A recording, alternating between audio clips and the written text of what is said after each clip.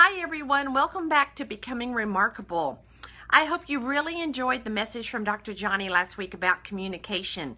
And if you have not listened to it, please go back and listen to it. It was such a vital tool to evaluate how are you communicating in your workplace, in your home, within your network of friends.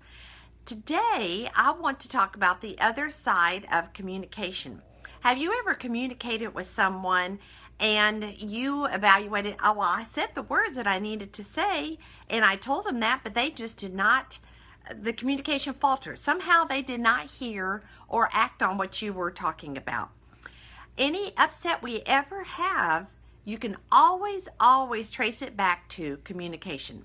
It could be lack of communication. It could be that there was communication, but it wasn't heard or received well. Or it could have been that the words that we used did not connect with the other person.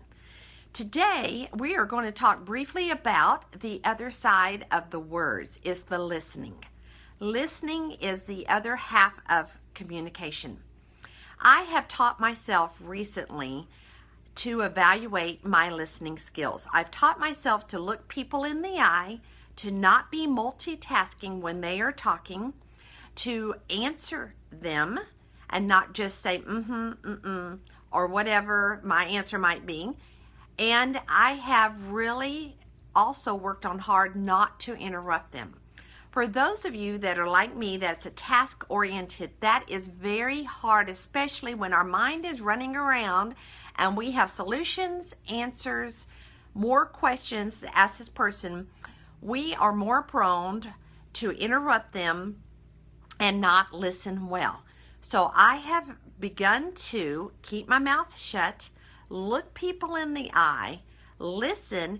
After I have listened, I repeat back to them what I heard, and then I ask or answer any questions that they may have. And a lot of times I have found once I have listened this way, I no longer have to ask the questions that I thought I needed to ask, because it was already something that they worked out themselves, or in their communication to me, my question was answered by the time the communication process occurred.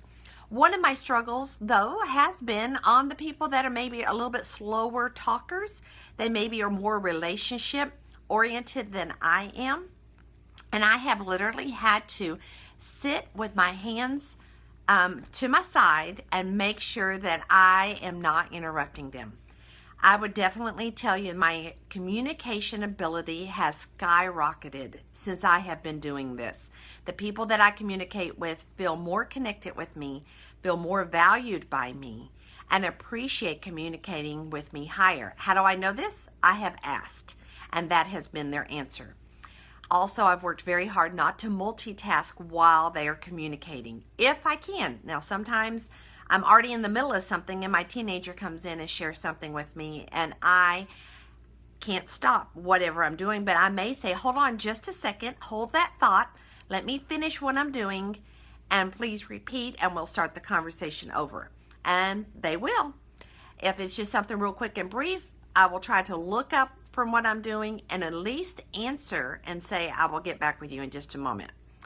I know these are helpful tools. This is something that you have to make a conscious effort about. But listening is the other big key to communication. Hey everyone, become remarkable this week by listening.